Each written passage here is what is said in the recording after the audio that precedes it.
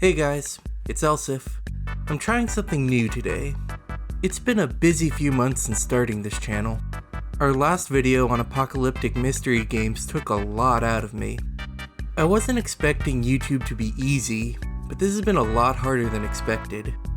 That isn't to say that I regret this or that I'm not enjoying myself. This project has me feeling more alive than ever. At the very least, it's kept me sane through a difficult time.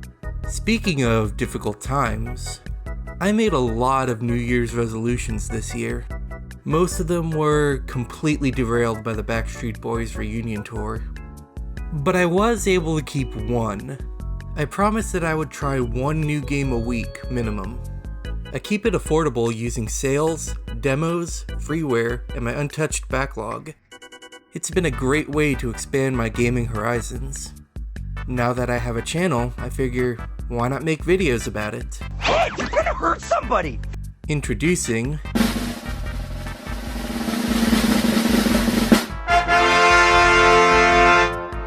what I played this month. This will allow me to upload a bit more frequently, give me a place for stuff like check-ins and Q&A, and allow me to boost games I don't have an in-depth thesis about. These aren't going to be deep reviews or analysis, just quick impressions. Either I haven't played enough to speak authoritatively, or I did, but I might want to save it for a more in-depth video later.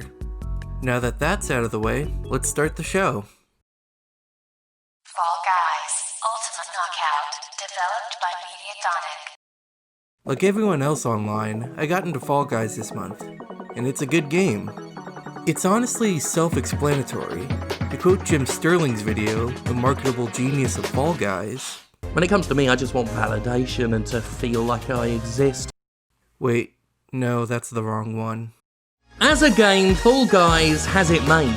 It's so straightforward that it can be understood at a glance, which is crucial for modern mainstream success in gaming these days. The very moment you see little colourful beans running through an obstacle course, you know what's going on. And that's despite there being so many little pellet bodies running and jostling and bouncing around on screen. In fact, since the chaos is the point, looking at the chaos adequately describes the whole affair as well. It's a scramble that looks exactly like it plays. This was touched on in Aaron Signal's video on Fortnite, but the Battle Royale format is interesting in that it needs to make losing fun. And the majority of your players are going to lose after all. Like the game shows it's based on, Fall Guys makes no illusions about the game being fair. Even the animated trailers feature characters bumbling into wins and losses. But they somehow turn that frustration into a feature. The matches are quick, and the comedic gameplay and imagery softens the blow of elimination. I'm not sure how long the appeal will last, but I'll enjoy it while it does. Puss, developed by Team Coil. Before I start talking about Puss, I need to warn you. This is a game about sensory overload. It's hard to find footage that doesn't contain some degree of flashing lights and glitchy screen sputtering.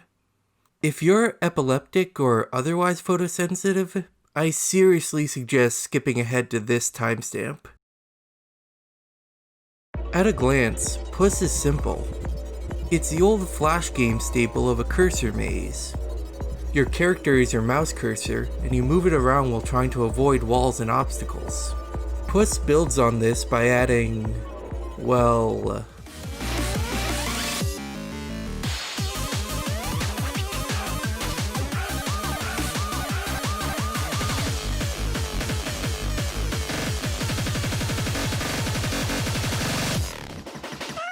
a lot.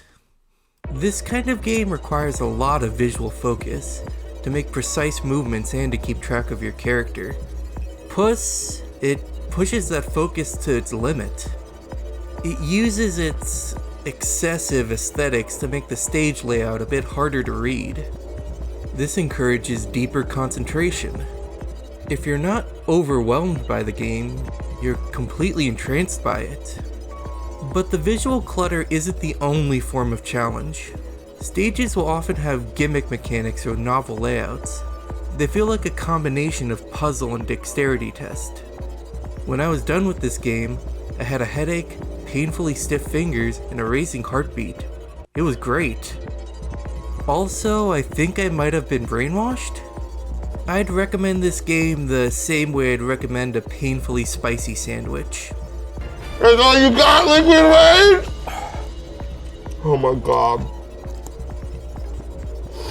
Come on! Go! Get some, baby! Cinemora EX, developed by Digital Reality and Grasshopper Manufacture. Cinemora was a game that was co-developed by Grasshopper Manufacture and the Hungarian developer Digital Reality.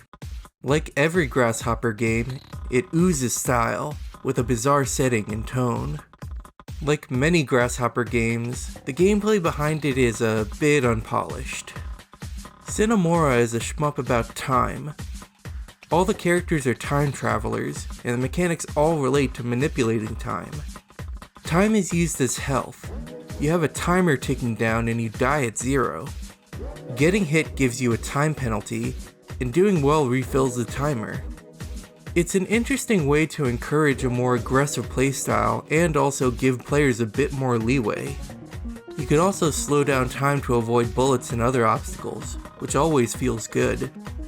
But the most interesting use of time is how it relates to the level design.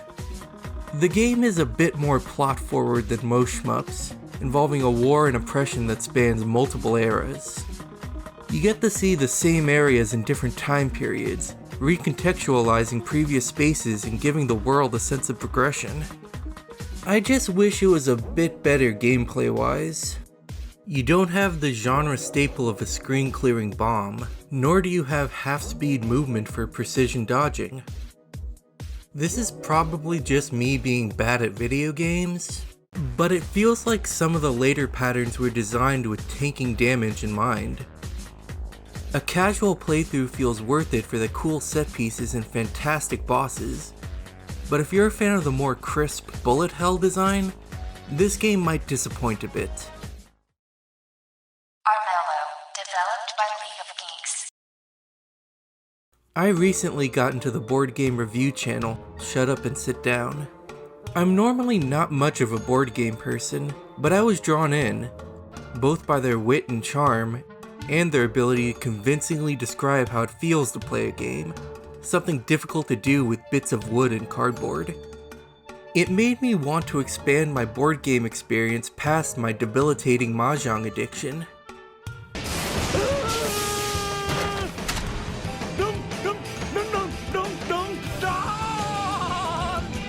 But considering, well, everything, I don't really have much of a chance to go out and find a group. But I saw that I had Armello from a Humble Bundle sale, so I tried that instead. Armello takes place in a fantasy world of the same name. The once benevolent king has been infected by a magical corruption known as the Rot, twisting his heart and slowly killing him. Each player chooses a different hero with different stats and abilities, and they compete to become the next king.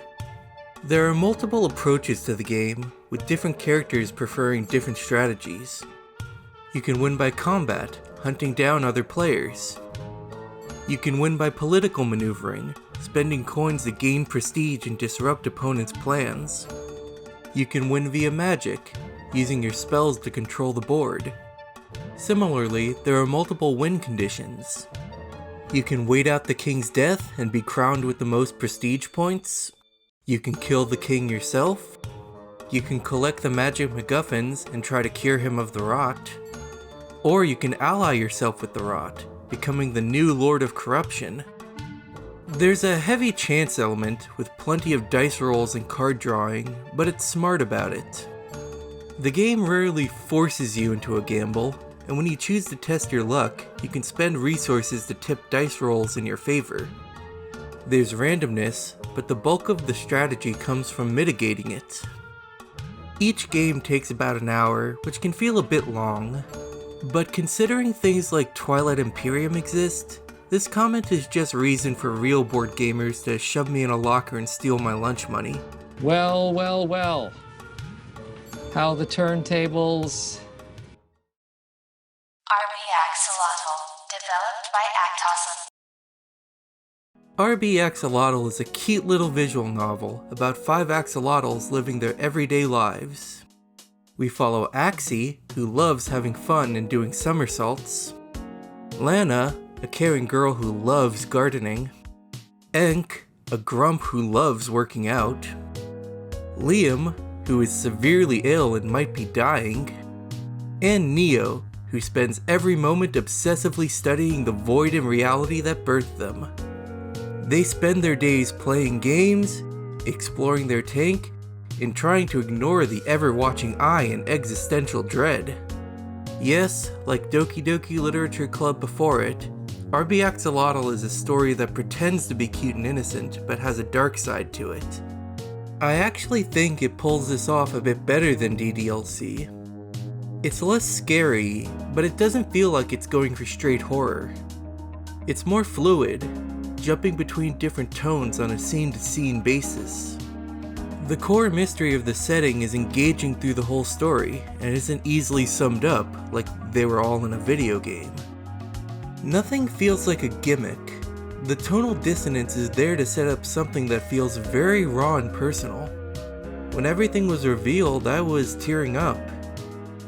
There are some pacing issues, and the final chapter's explosive conclusion doesn't feel like it's playing to the author's strengths, but I still recommend it. There's a demo that contains the entire first chapter if you're interested. Pagan Autogeny, developed by Yonder. Pagan Autogeny takes place in a dead MMO, Plaza 96, the home of user-hostile design. It's a world that feels like it's struggling to hold together. Areas link up with little rhyme or reason. Structures sink into the ground. Characters have simplified into barely textured blobs, repeating empty statements. The game has bosses in combat, but they've all lost their fanfare, just going through the motions. And yet, you're drawn in, wanting to discover more. You start finding messages related to a mysterious martyr trapped in the world, and begin unraveling something sinister in the code. It throws you in with very little explanation of who you are, where you're going, and what you're supposed to do. It just leaves you to explore an unnerving world and figure out the mechanics for yourself. You have stats, but aren't sure how they work. You collect tarot cards with different effects, but the game doesn't explain what they do. You have to figure out things via trial and error. It reminds me of Yume Nikki, or Crypt Worlds, only with less pissing.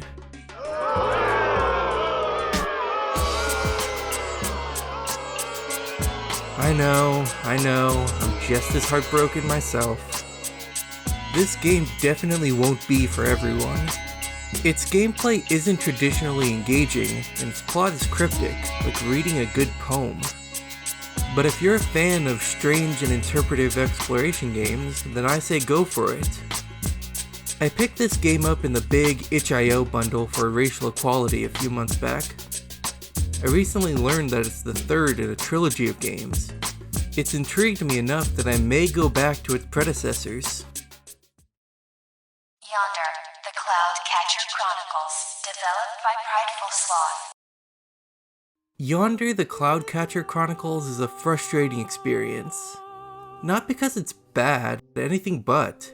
It's an objectively good game, but it's only a few steps away from being truly great.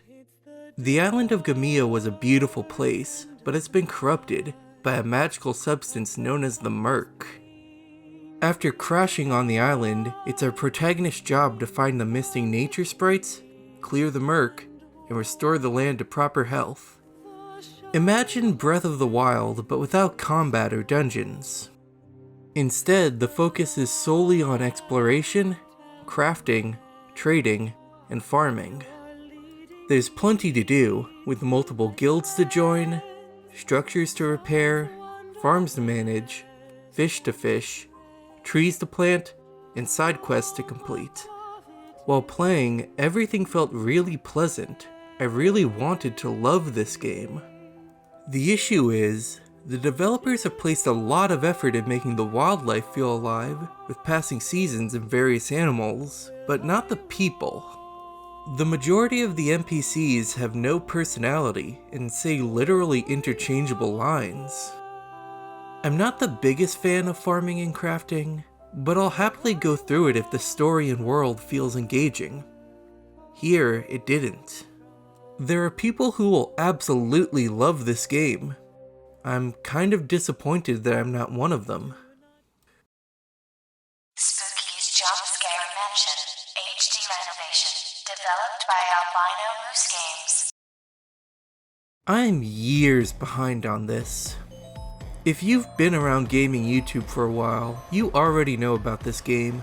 Enough people have screamed into their webcams while playing it. I don't like that. I don't know what was going on, but I don't like it. Well, shut up! Hidden deep in the mountains is a haunted mansion run by a ghost girl named Spooky.